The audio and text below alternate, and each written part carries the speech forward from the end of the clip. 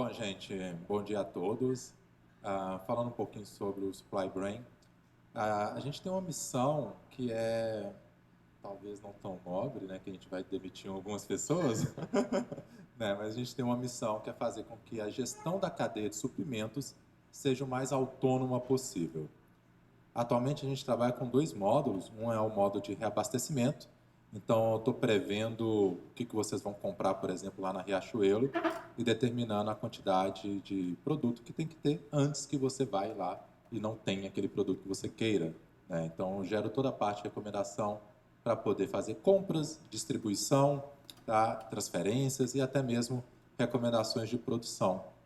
E para fazer isso, hoje a gente tem mais de 80 algoritmos de inteligência artificial e a gente utiliza um conceito chamado AutoML, ou seja, boa parte do extração do petróleo ali dentro, limpeza e etc., tratamento dos dados, hoje é feito também utilizando inteligência artificial e tem poucas intervenções nossas na hora que a gente vai criar esses modelos de previsão de vendas e, em sequência, as recomendações de abastecimento.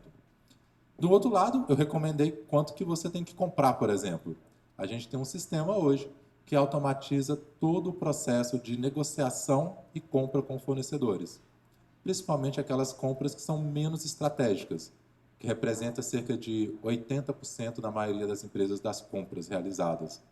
A gente atende empresas, por exemplo, como Suzano, MRV, né, aqui de BH também, Hermes Pardini, várias outras grandes empresas, onde normalmente a gente reduz 2/3 do time de compras, tá? Essas pessoas elas são realocadas para trabalhos mais estratégicos, enquanto a nossa inteligência artificial negocia com o fornecedor, trazendo tipicamente pelo menos 12 vezes mais saving do que um comprador normalmente traz em compras de baixo valor. Tá? Então é isso. Hoje a gente trabalha tanto com otimizando o estoque, quanto automatizando o processo de compras de forma mais autônoma possível. Olha só que interessante, queria explorar um pouco essa utilização da inteligência artificial, porque isso, por exemplo, difere as ferramentas de um RP tradicional ou de um controle por planilhas ou o que quer que seja.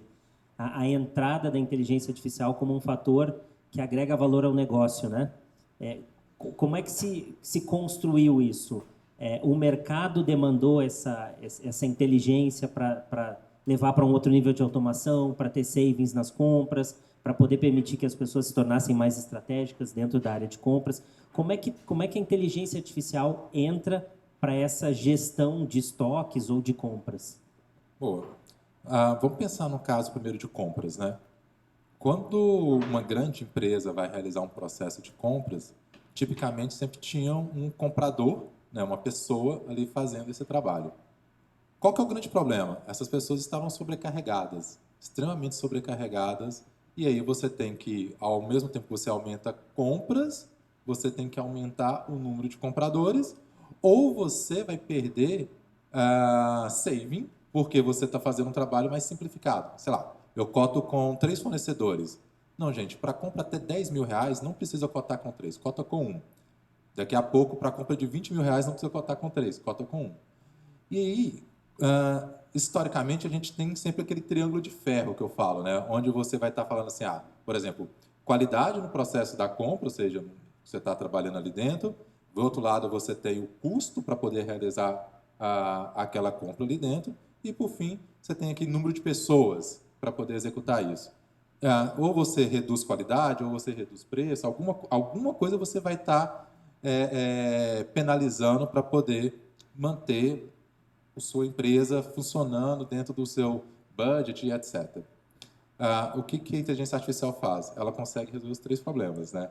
Então, ela aumenta a produtividade aqui, então a empresa normalmente nos procura para isso. Eu quero aumentar a produtividade do meu time de compras, dando um número. Tipicamente, um comprador faz 20 compras por dia, 20 itens que ele compra por dia, sobrecarregado.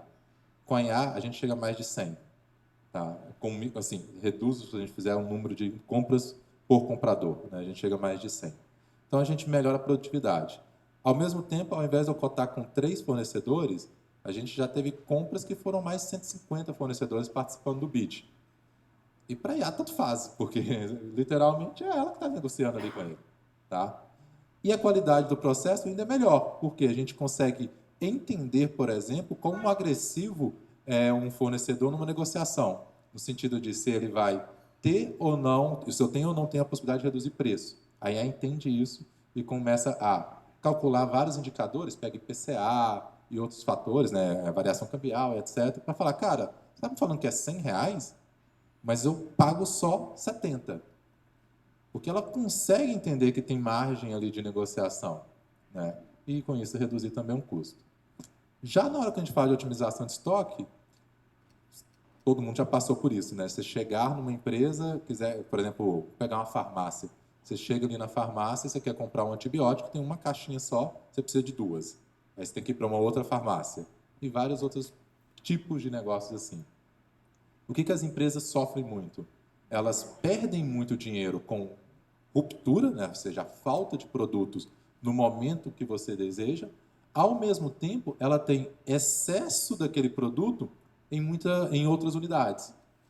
Dá um exemplo. Vocês já ouviram falar da Oscar, provavelmente. A Oscar tinha um cenário interessante. Eles priorizavam a loja de Ipanema em detrimento da loja do Leblon. Por quê? Por ser um produto de alto valor, Leblon, poxa, vai vender mais. E vendia mais, sem dúvida. Quando você pega uma média e olha lá dentro, a média de venda é muito maior.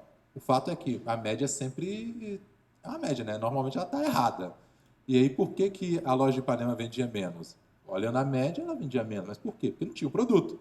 Apesar de ser algo tão óbvio que eu estou falando aqui, né, que ela não vendia porque não tinha quantidade de produto ali dentro, quando você olha para alguns milhares de SKU, ou se a gente pegar uma Riachuelo, mais de 3 milhões de SKUs ali dentro, um humano não consegue analisar isso. Não consegue ver essas obviedades. E a IA consegue. E ela fala, opa, parece que eu não vendo aqui porque não tinha o produto. Vou começar a enviar mais produto para lá.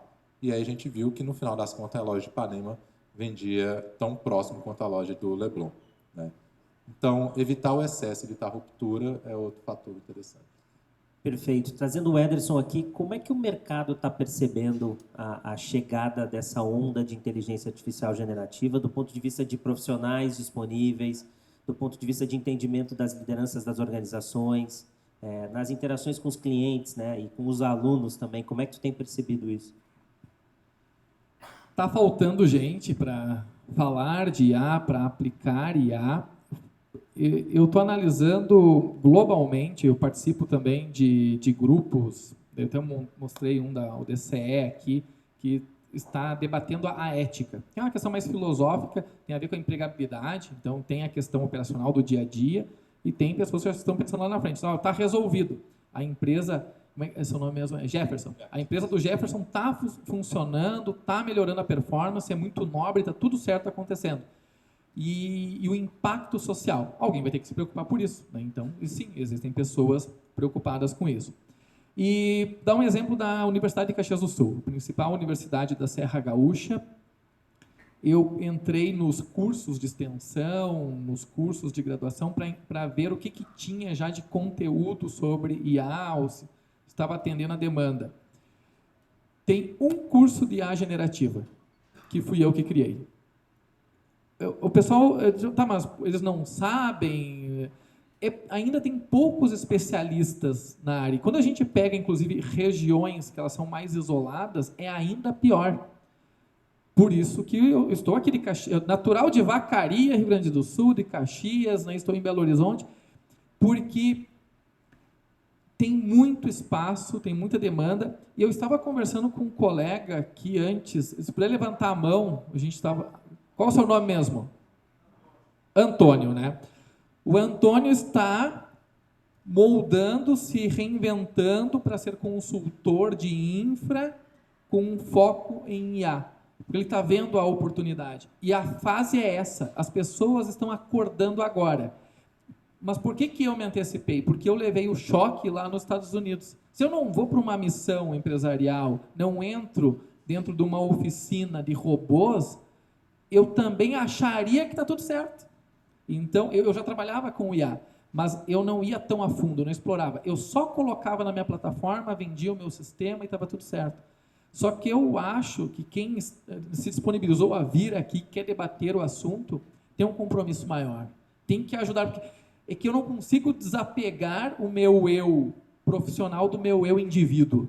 Eu acho que sim, a gente tem um compromisso, a gente tem que saber usar, mas a gente também tem que ajudar as pessoas a entenderem esse fenômeno. Um exemplo que eu dei para o Antônio são as ruas de São Francisco e as ruas de Los Angeles, que está cheio de moradores de rua, que tem sujeira, que tem drogas, que o pessoal faz furtos.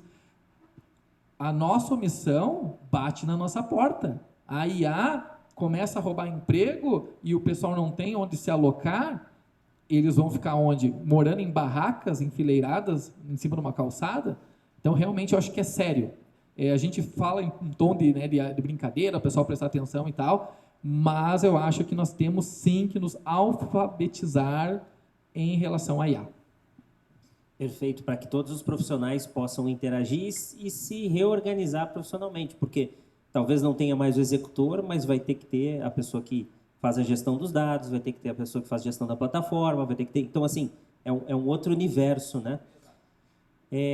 Nas interações de vocês com os seus clientes, como tem sido a abordagem? Como levar...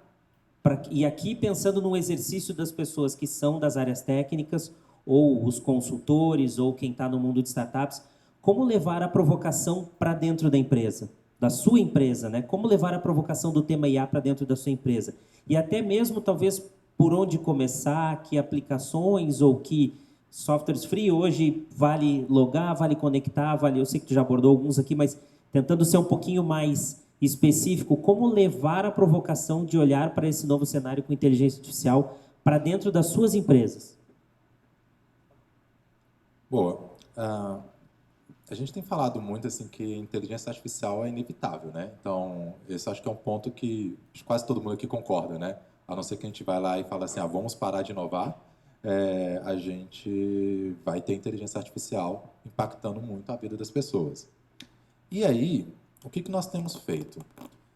Nós estamos trabalhando com grandes executivos, né? Então, executivos, por exemplo, da Droga Raia, do Hermes Pardini e assim por diante, para poder discutir sobre o tema e começar a educar sobre o tema da cadeia, né? Ou seja, se a gente pegar assim, do executivo, né?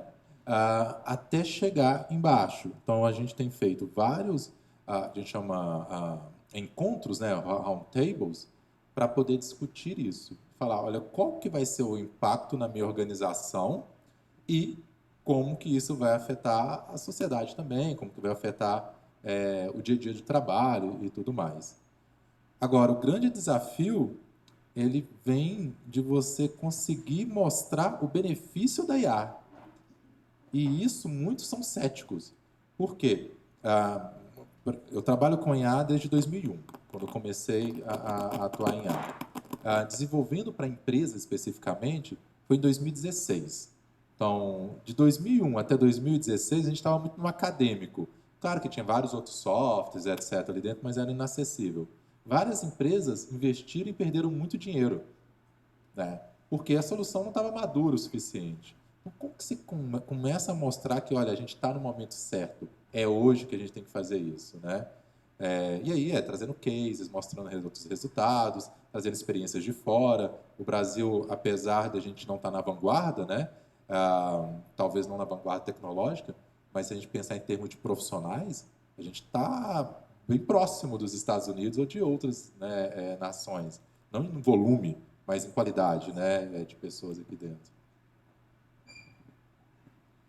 Certo. Eu estava refletindo agora com as palavras, né, muito bem colocado.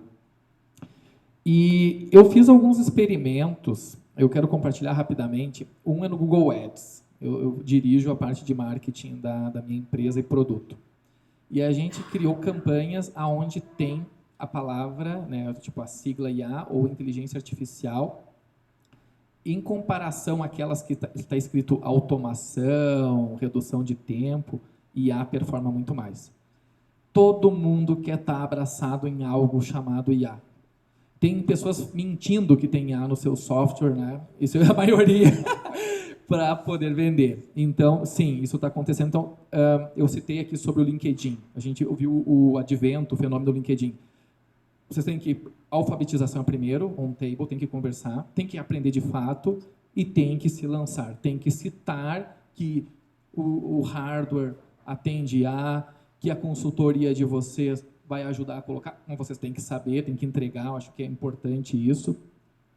E os meus clientes, que são engenheiros e técnicos desse nosso trabalho. Nós também temos cerca de 1.000 clientes. A gente tem Toyota, Denso, Tenneco, Aptec, John Bean, Bosch, Vale, Toyota, várias grandes empresas a gente atende. E uma coisa que eu notei que eu fiz uma ação falando de IA interno e não deu resultado. Mas quando eu falava mais qualidade, redução de tempo, falava do básico, havia maior engajamento. Daí eu peguei um método científico e rodei uma pesquisa, que é o TAUT, que é para medir a aceitação de tecnologia. A descoberta não é se o profissional quer ou não quer IA. A descoberta é, ninguém sabe o que é IA. Daí eu fiz uma segunda pesquisa, que essa primeira era quantitativa, que era qualitativa. E eu fiz 10 entrevistas com gestores de segurança do trabalho. E eu perguntava, você conhece IA? Acho que sim. Fale sobre. Qualitativa, né? É a categoria a posteriori. Vamos ver o que ele vai descobrir. Ninguém sabia o que era inteligência artificial. Então, as pessoas querem estar próximas, elas não sabem, e aí que eu olho para vocês, quem leva a boa nova é esse público, que leva a tecnologia e pode falar sobre isso. A questão de termos profissionais. Realmente, nós temos muita gente boa, mas não sei se tu concorda que é uma rouba de talentos, porque o desenvolvedor ele vai receber em euro ou dólar, por que receber em real? Os mesmos... Tem, mas ele está para fora. Então, esse é o ponto. Quando a gente fala em Estados Unidos, a maioria não é norte-americano. É indiano, é africano, é israelense. Quando eu vou lá, só vejo gente de fora. E brasileiro, a rodo, tem muito brasileiro. Mas o ponto que eu falo é isso, aonde que está ficando o dinheiro, onde está ficando a inovação. Então, a abordagem tem que falar sobre, mas como fazer o approach? Tem que buscar esse equilíbrio que IA demais também assusta, na minha opinião. Eu li alguns artigos sobre o medo da inteligência artificial. Tem pessoas que estão evitando quando a IA promete demais, tipo um comprador. Não, peraí. Se eu fizer tudo que o Jefferson falou, não vai mais precisar de mim aqui. E aí a pessoa fica ali em cima do muro. Não sei se você já notou isso alguma vez? Sim, e na hora que a gente vai vender, o discurso é diferente, né? Esse era o meu ponto. Esse é o ponto. Eu vou vender para o comprador, depende com quem que eu estou conversando. Se estou conversando com o diretor, ele está pensando em redução de custo. Ponto. Então, para ele é ótimo o discurso. Olha, 2/3 do seu time pode ser demitido, por exemplo. Né? Para o comprador, não, cara, você vai ficar mais estratégico. Você vai parar de fazer um trabalho operacional, que é de emitir pedido, tá? E vai fazer strategic sourcing, ou seja, você vai conversar com o fornecedor, você vai pensar em visitar a fábrica que você nunca foi. Fazer aquilo que você não fazia por falta de tempo. Exato. Essa é a maior que a gente usa, né? Exato. Mas a gente sabe que, na prática, algumas pessoas vão realmente ser demitidas ali dentro, porque não preciso de 15 pessoas indo visitar a fábrica, né? Eu preciso de um cara que consiga ligar os pontos, né? Consiga ver, olha, isso tem um problema aqui, esse problema eu posso resolver usando IA, ou esse problema eu posso resolver conectando com esse fornecedor e etc. Deixa eu fazer 2 comentários para fechar aqui. Quero passar uma pergunta também, mas para fechar essas abordagens aqui. O primeiro comentário. Tem um estudo que é da Associação Brasileira de Empresas de Telecomunicações, Tecnologia e Telecomunicações, que ela fez um mapa da digitalização das empresas no Brasil. Tá? E esse estudo ele se propõe a colocar 6 pilares da digitalização, né? Que se a empresa avançar em direção àqueles 6 pilares, ela efetivamente está se digitalizando a pleno, né? E aí trazendo todos os benefícios da digitalização. Um dos pilares, está 100% ligado a toda a gestão de cadeia de suprimentos, tudo que vem para trás. Ser capaz não apenas de fazer bem as compras, mas de usar o expertise dos fornecedores no desenvolvimento de novas soluções para dentro da empresa, por exemplo, né? Então, dá até para a gente substituir o demitir os 2 terços para que esses 2 terços participem dessas etapas e avancem, né, em termos de digitalização, como estava sendo falado aqui, fechando o tema do compras, né, que foi usado como exemplo aqui. O segundo, então, que eu acho que fica como sugestão, porque muitos aqui são as pessoas da tecnologia que querem provocar essa conversa dentro das empresas, usar talvez alguns dos seus fornecedores para conversar com a gestão e apresentar cases mesmo, né? Olha, chamem os fornecedores, Dell é um, né? Mas vocês têm outros, e olha, a empresa tem esse ramo, esse perfil, etc, etc.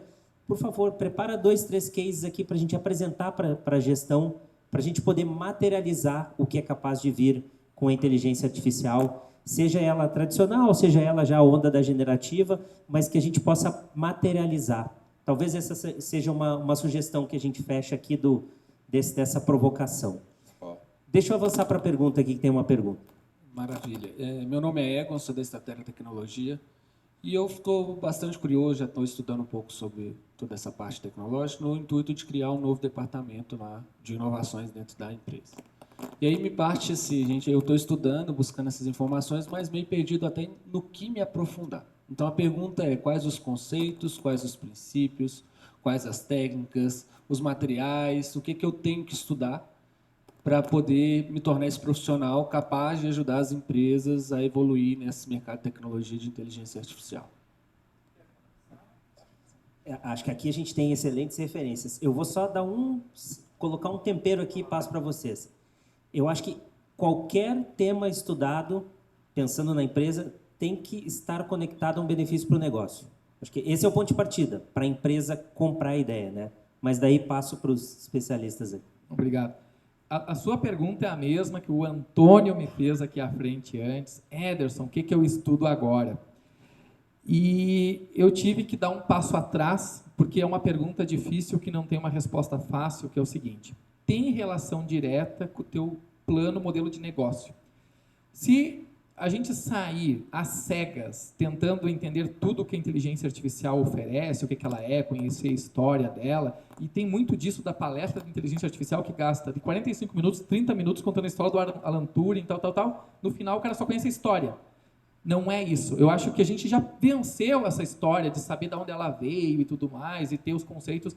Por exemplo, eu dirijo carros, mas eu não tenho um conhecimento pleno de como funciona o motor, como funciona o carro. E não deixo de usar por causa disso. Então, eu acho que vocês, que não são desenvolvedores, não são pesquisadores de IA, em estrito senso, né, cientista, vocês devem entender muito do uso para o mercado que vocês estão. Primeira coisa é fazer um bom planejamento estratégico. Pode ser ágil, usar um Canvas, Business Model Generation, qualquer coisa.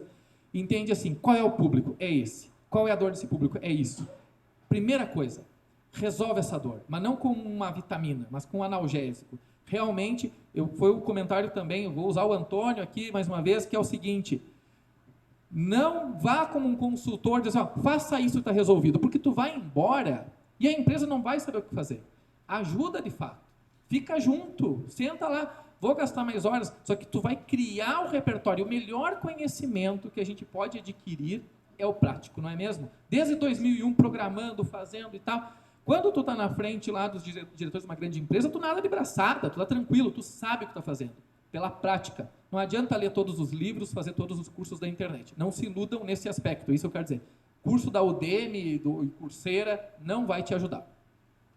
Você falou muito bem, cara. É isso mesmo. Você pegar Se você entender bem o problema que você quer resolver, você vai começar a procurar técnicas para poder resolver esse problema, né? Então, acho que tudo parte daí. O que você quer resolver, para depois você decidir o que você vai estudar. Então, acho que esse que é o caminho mesmo. Excelente, né? Deixa eu também tentar contribuir aqui, né? Já a primeira contribuição foi na linha de entender que isso traga um valor agregado para o negócio. O segundo ponto que eu diria é assim, nós já tivemos movimentos de mudanças tecnológicas que a gente poderia conceituar como aquilo que no mundo de tecnologia a gente fala de forklift upgrade, que era aquele upgrade que chegava, tirava tudo que eu tinha no meu parque e trazia uma tecnologia toda nova. Nós vivemos isso quando a gente mudou os protocolos de comunicação com os equipamentos de armazenamento, A gente viveu isso quando a gente entrou com tecnologia de infraconvergente, por exemplo. Com a inteligência artificial, do ponto de vista de tecnologia, essa não é uma realidade. Então, um outro aspecto é que a tecnologia que viabiliza, do ponto de vista de infraestrutura, de hardware, a inteligência artificial, ela é 100% escalável. Então, esse é um outro ponto de cuidado importante. O investimento pode e deve ser escalável.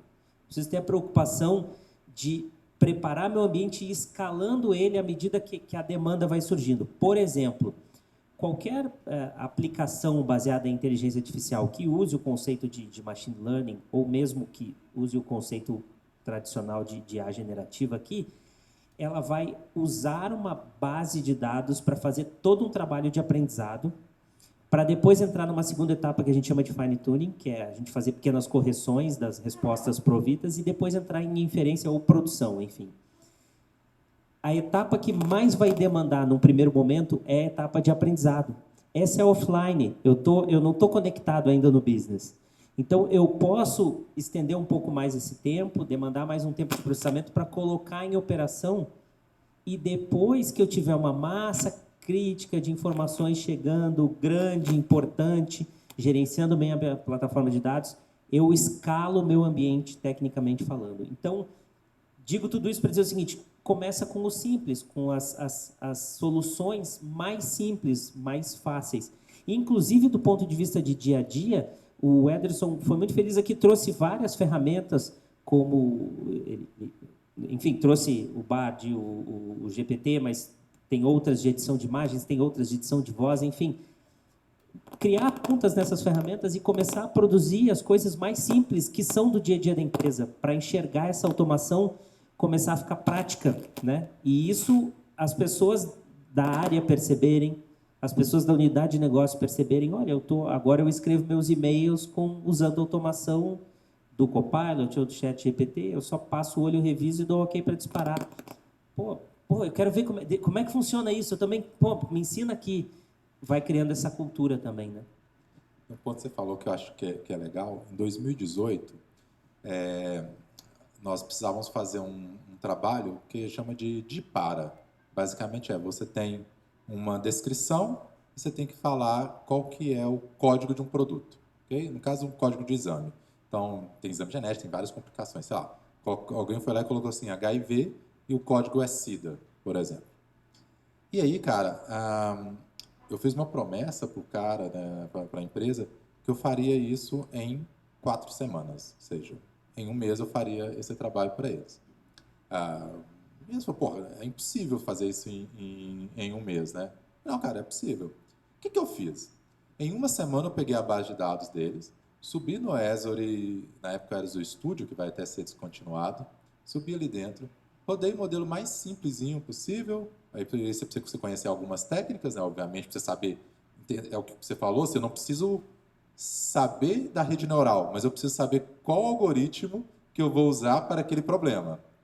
Linkei ali, literalmente linkar mesmo, são bloquinhos, né? Fui encadeando, e conectei isso no Excel. E cheguei e entreguei para eles com uma semana. Então eu falei 4 semanas e entreguei com uma. O cara olhou, começou a mexer. Porra, bicho, tá bom isso. Falei, não, mas tem como melhorar muito ainda. Entra o fine tuning. Então, isso aqui está dando 80%, 85% de acuracidade. A gente precisa de 98% e tudo mais. Vamos fechar um contrato agora maior? E a gente fechou um contrato maior e, obviamente, depois demorou quase 6 meses para a gente chegar num algoritmo melhor. Mas, veja, com uma semana, eu provei valor para a empresa, que fez, né, um investimento ali, fez com que ela estivesse disposta a investir mais 6 meses, e eles usam o mesmo modelo que a gente fez em 2018 até hoje.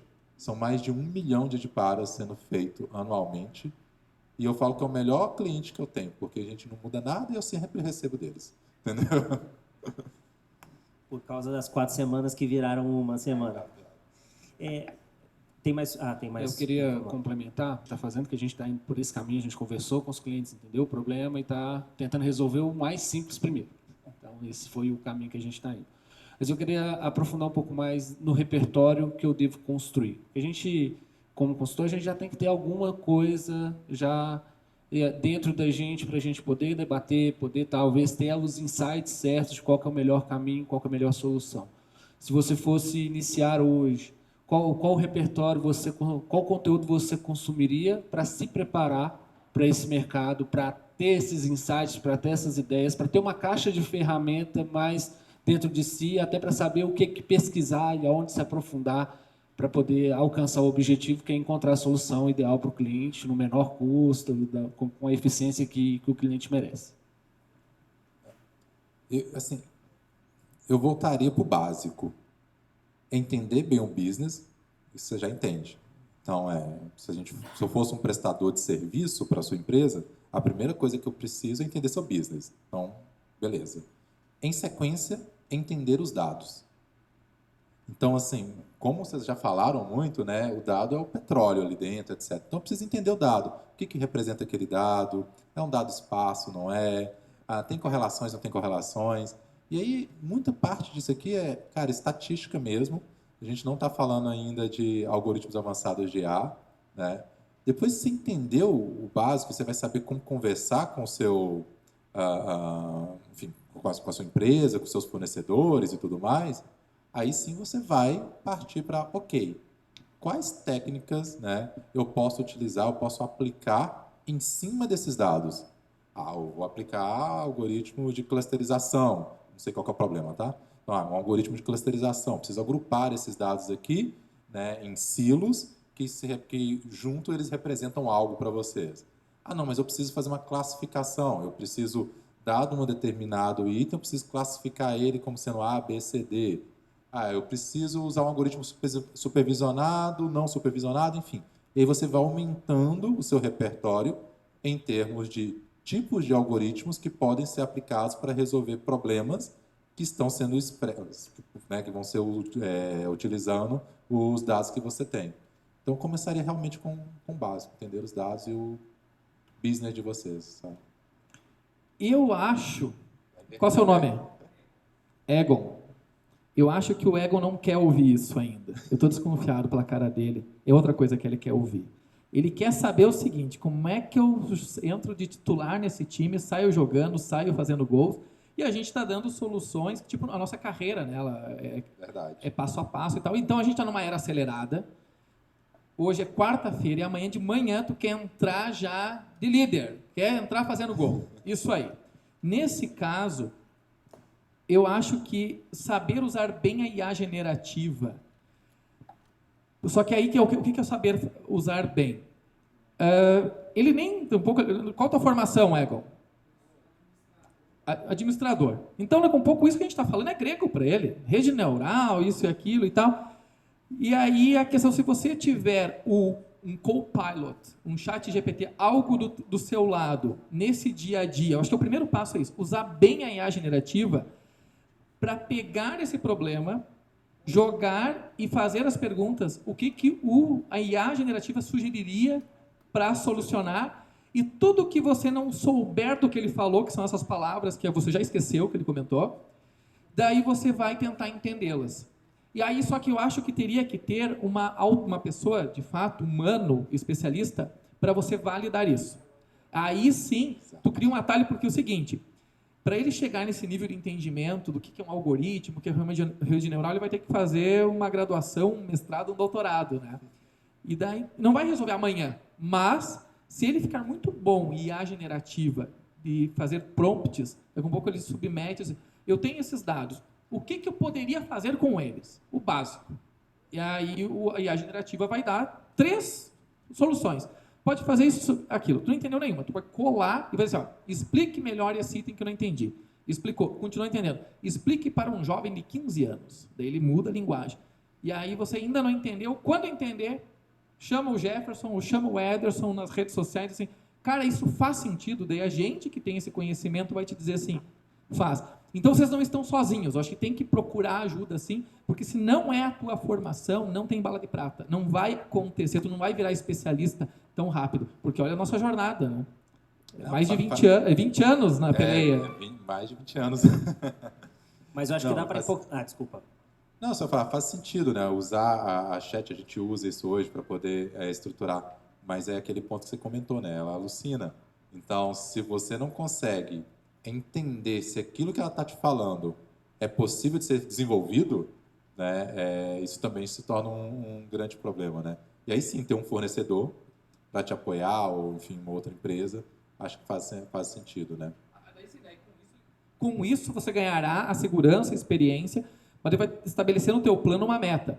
Em 2025, eu vou ser um especialista nisso. Mas é que não tem atalho a isso, não é uma pergunta fácil, é uma pergunta difícil que demanda uma resposta difícil.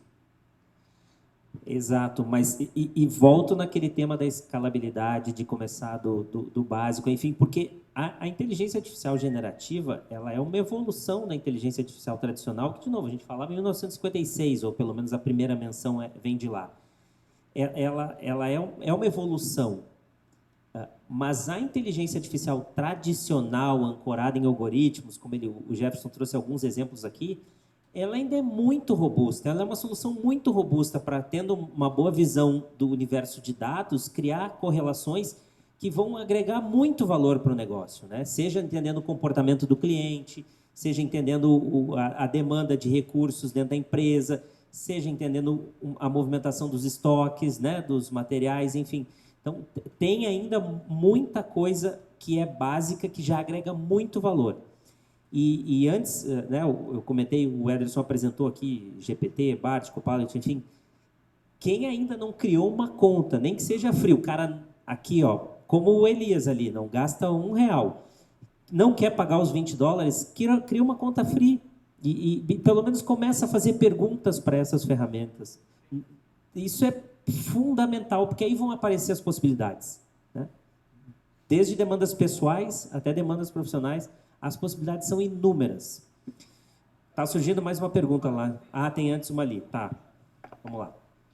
Então, queria voltar aqui num ponto que vocês começaram falando, né, sobre, na verdade, sobre a questão acadêmica no Brasil, falando do Brasil de uma forma geral, né, e os avanços que a gente tem hoje, né. Na época que eu estudei, uns bons anos atrás, a gente via assim que as coisas que a gente via na escola, nos bons cursos, os cursos mais assim voltados para os cientistas, né, você via assim, estudava uma coisa e aí o mercado adotava aquilo alguns anos depois. E a gente via empresas naquela época, tipo IBM, né, já assim, avançando mais e tudo. E vendo a carreira de vocês, né, como é que está isso hoje no Brasil, né? Porque quando a gente fala da discussão de negócio, os americanos estão lá já discutindo lá na frente e aqui a gente ainda está entendendo o que está acontecendo. No meio acadêmico, como é que está isso? O meio acadêmico no Brasil está um passo à frente do que vocês estão falando aqui, que é o que o mercado está vendo? Ou como é que está isso hoje, essa distância? Bom, eu saí do meio acadêmico em 2018, né, como professor. Então, comecei a dar aula lá em 2006, fiquei até 2018 dando aula, boa parte sobre inteligência artificial. Cara, eu vou falar o que eu via, e acho que você pode falar o que é hoje, né? O maior problema que tinha é o seguinte: os pesquisadores no Brasil estavam preocupados em você ter uma bolsa do CNPq, continua, né? Em você ter uma bolsa do CNPq, publicar muitos artigos para ir subindo de nível ali dentro, e com isso melhorar o seu salário, etc. E não estava preocupado em colocar o que via na faculdade, ou seja, o que eles estavam pesquisando, etc., no mercado. Esse foi um dos motivos até que eu acabei não fazendo doutorado, né? Porque eu falei, poxa, eu quero empreender. E aí eu comecei a empreender logo depois que eu terminei o meu mestrado, né? Eu tinha desenvolvido um algoritmo de negociação usando inteligência artificial e teorias do John Nash para protocolo de roteamento, né? Eu negociava ali dentro. Então, existia esse descasamento muito por causa de falta de incentivo financeiro. Você tinha alguns poucos professores, né, Nives Viviani, que são dos notórios, né, aqui de Belo Horizonte, que conseguia desenvolver algo na academia e criar uma empresa e vender e etc. Tá? Eu tenho visto os alunos vindo muito mais preparados com a prática. Então, assim, as pessoas que eu contrato hoje em dia, eles estão muito mais preparados do que eram antigamente. Mas também faltam muitas vezes conhecimentos básicos, então você tem um trade-off. conseguem usar um algoritmo, o ChatGPT consegue usar alguma coisa assim de alto nível, mas não consegue desenvolver não consegue desenvolver uma rede neural simples ali, com 2 neurôniozinhos, né? Um tico-teco, eles não conseguem desenvolver. Mas, enfim, acho que você pode falar mais como é que é hoje. Infelizmente, não mudou muito. Há uns 5 anos um esforço do governo federal, até tem o mestrado em administração e inovação, e daí tem na computação, que são bolsas específicas que a ciência, a pesquisa tem que ser aplicada e tem que resolver um problema e dar um retorno para a sociedade. O dinheiro de uma bolsa era o dinheiro que iria para uma creche, para a saúde, mas foi direcionado para lá. Beleza. Então, infelizmente, a academia brasileira empreende pouco e faz um volume de estudo. E isso é comprovado, inclusive, pela própria CAPES. Eu conheci um coordenador da agência de fomento da CAPES que disse, não é o que o governo quer, mas entrou num círculo vicioso que a academia continua agindo dessa maneira. No entanto, eu estive em Stanford, lá é diferente. Por isso que a gente ouve falar que o cara abandonou a faculdade, mas mesmo assim, dentro da própria academia, se incentiva muito que se faça negócios e de âmbito global. Que a gente é muito difícil empreender. Quando a gente empreende, a gente só pensa em Brasil. Parece que o mundo é o Brasil. Lá não, eles empreendem mais, tem mais incentivo também para empreender, a livre iniciativa, e eles pensam, além de ter a facilidade, a língua, né, com o inglês, manda no mundo inteiro, eles já pensam em distribuir isso para o mundo. Muitas das inovações que nós temos hoje, elas são movimentadas pelo ecossistema de startups de inovação, que 2013, 14, 15 cresceu muito aqui. São Pedro Vale, em Minas, foi um grande case nacional, mas não é impulsionado pela academia ainda. Ainda não. A gente está nas discussões filosóficas sobre a IA ainda. Eu tenho um amigo, né? Ele tem uns 20 mil reais como professor, carreira dele está consolidada, etc. E ele está assim, será que eu vou empreender ou não? E ele tem um algoritmo assim, sensacional que resolve mandou de grandes empresas aéreas, né? Mas, poxa, ele ganha 20 mil e ele está assim, cara, será que vale a pena todo o estresse? Então, hoje, o pesquisador no Brasil, muitos deles pensam isso, né? Cara, eu estou confortável, não vou ser demitido, não tem que, vou ficar de boas aqui. E do outro lado também, aqueles que querem empreender na academia não podem. Eu não sei se isso mudou, mas, por exemplo, se você é um professor de uma federal, você não pode receber dinheiros, tem empresas e Agora etc. pode. Né? Agora pode, Sim, né? faz então esse período, cerca de 5 anos, naquela transição de governo, daí, mas se manteve isso, que o pesquisador pode vender consultoria. Até teve um problema em algumas federais, que o professor já não queria mais dar aula, só queria vender consultoria, porque ele ganhava dobrado, ele continuava ganhando a hora dele e tal. Mas a gente, enquanto Brasil, enquanto nação, a gente está aprendendo ainda a inovar de fato na área da tecnologia. Né? O empreendimento em outras áreas, com certeza, é muito forte, mas a gente ainda está copiando os gringos. Pessoal, a gente vai ter espaço para uma última pergunta pelo tempo aqui. O Cabral já me olhou feio 2, 3 vezes, ele é maior que eu, já estou preocupado aqui. Então, aparece. Oi. Tem uma lá, então vai ser 2, tá? Então, bom dia, boa tarde já para todo mundo. Eu sou Renato Fidelis. Muito boa a palestra, a conversa que a gente está tendo aqui, excelente. Eu sou consultor de tecnologia, né? Não vou falar o tempo não, para vocês não saberem que eu sou mais velho. Mas a gente é mineiro, diferente aí do nosso amigo sulista aí de Vacaria. E o empresário mineiro, ele tem o empresário não, né? O mineiro tem uma característica bem marcante, que é a questão da desconfiança. E isso importa, sim, para o negócio. Do ponto de vista de IA, todos os meus insights aí com diretores, aí, turma que decide, a primeira pergunta é assim, eu trabalho muito com ambiente TOTS. Quando eu plugar qualquer ferramenta aí lá no meu banco, corporate da vida lá, o cara fica, minha base está lá no concorrente do lado, e o cara compra ela por $3. Aí eu falo assim, nossa, mas você tem essa restrição? E tem um diretor que entende um pouco de tecnologia, que eu lido com ele, tento fazer virar negócio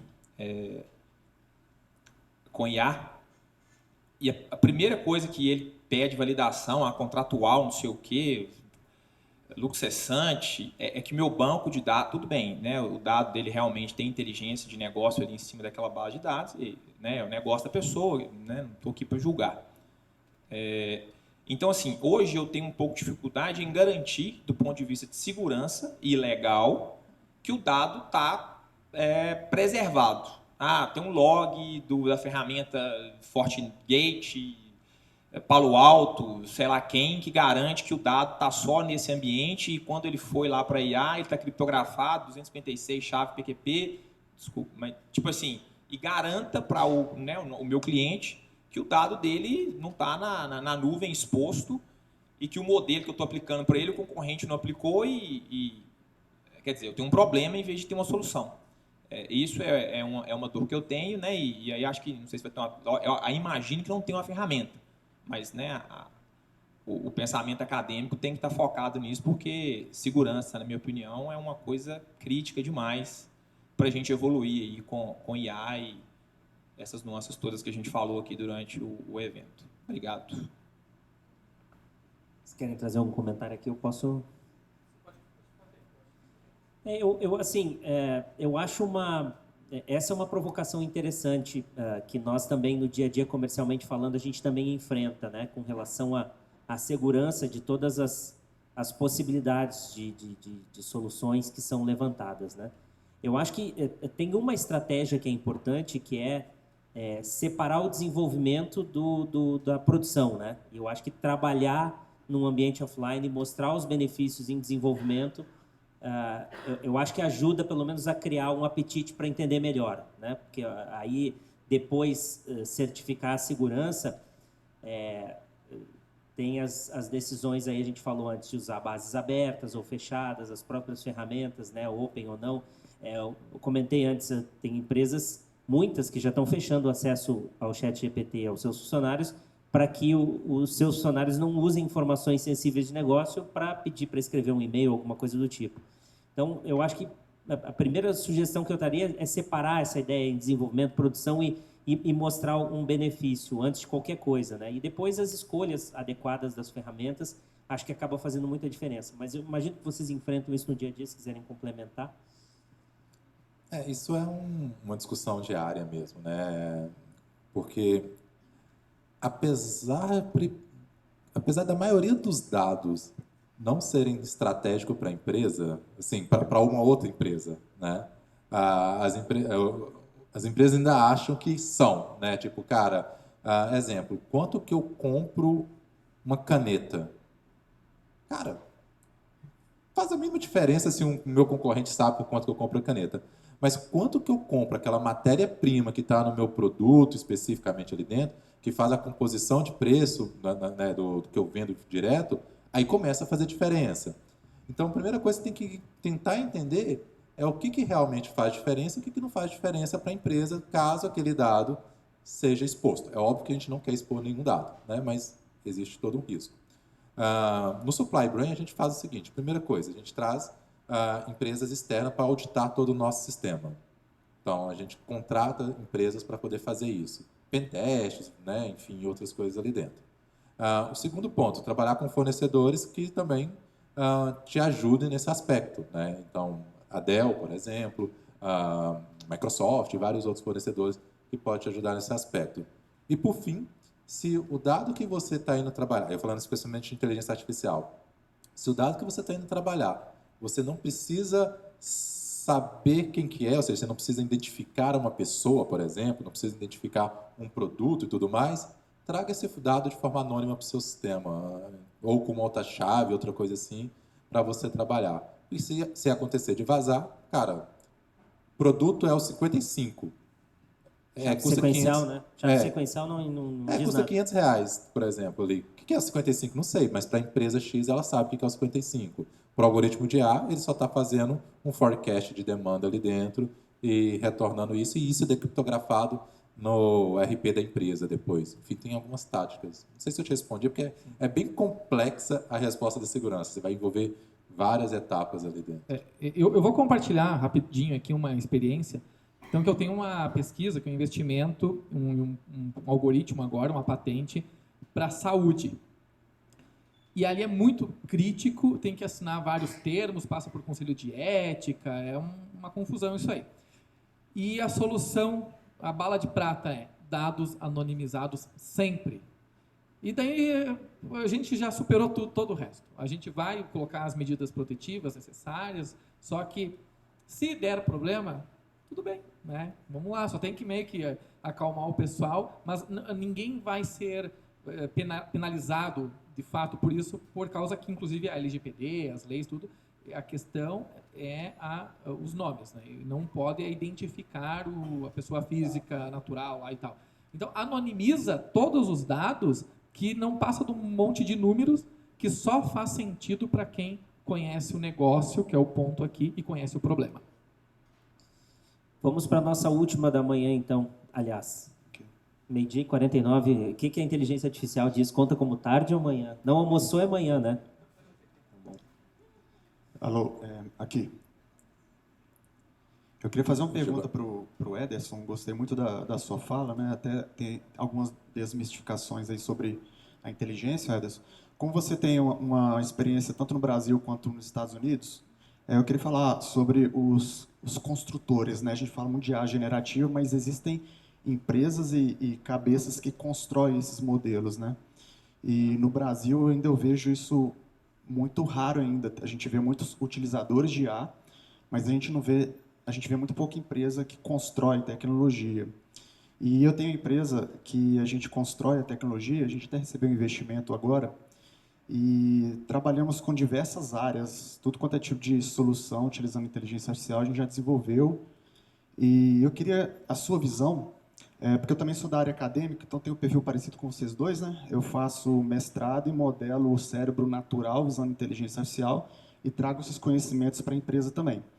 E eu vejo no mundo aí de venture capital que tem muita gente com dinheiro sobrando, querendo colocar dinheiro em startup, que gera tecnologia.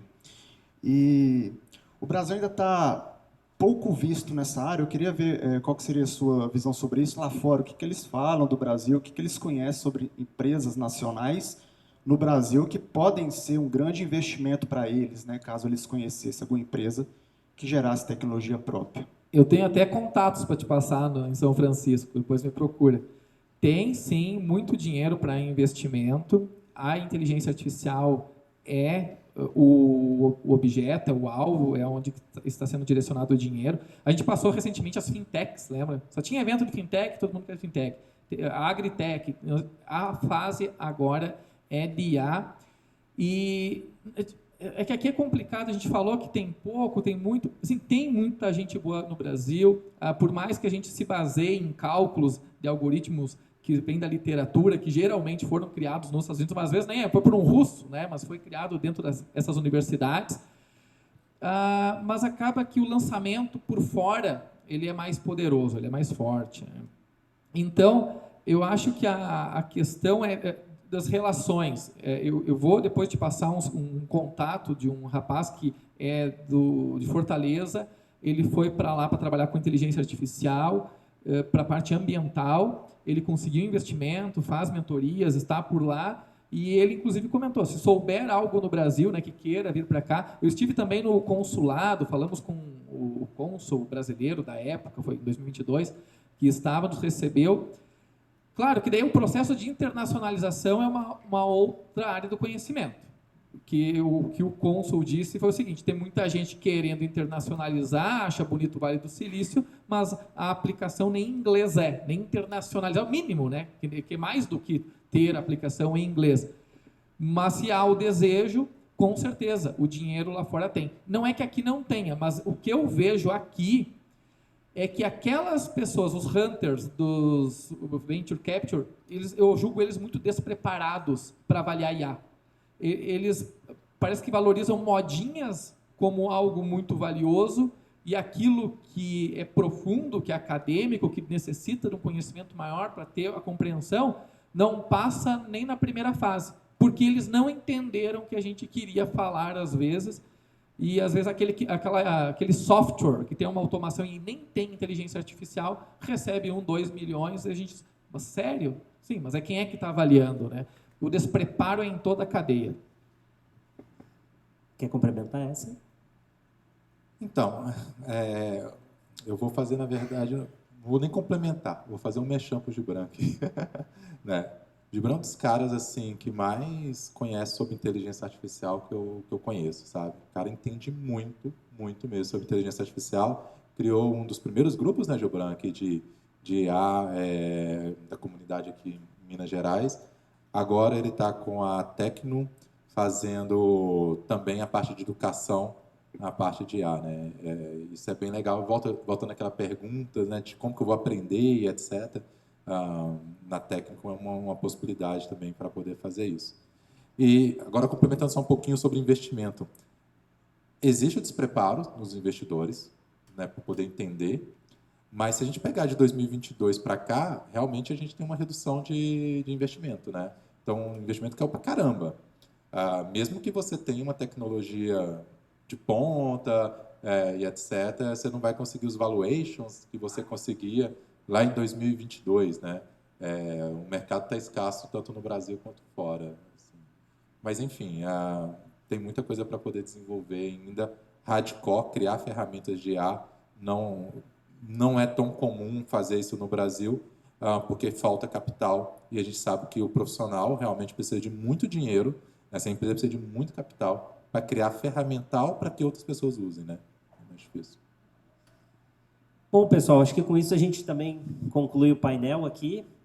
Foi uma manhã intensa, mas acho que de muita troca, muito compartilhamento de conhecimento, de experiências. Fico bastante contente com a presença e também com a participação de vocês, as interações nos intervalos, mostra que, de alguma forma, a gente conseguiu organizar um evento que agregou valor, né, no dia a dia de vocês. Então, um agradecimento especial ao Guilherme, que na figura de quem liderou a organização, junto com todo o time da Dell. Passar para o Felipe a palavra aqui, para ele nos dar as boas notícias agora, né? Tá certo, obrigado. Agradecer a todos de novo. Se eu der mais 5 minutos, acho que a gente vai até as 4 da tarde aqui, né? Tem pessoal quase desmaiando ali de fome já, estava dando uma olhada. Pessoal, a gente vai ter um almoço agora, a gente vai para o encerramento, ainda tem a confraternização. Saindo na escada ali à esquerda, o salão está preparado ali para receber vocês já.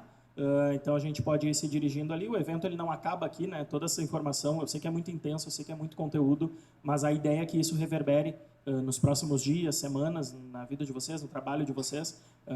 Troquem contatos, aproveitem o momento agora para pegar os contatos, para conversar com as pessoas, entender quem pode agregar no negócio de vocês. A gente faz esses eventos para isso e, obviamente, conte com a Dell para demandas de tecnologia, continue contando conosco, com todo o time que está aqui, para suportá-los nessas novas etapas que eu tenho certeza que virão a partir de agora.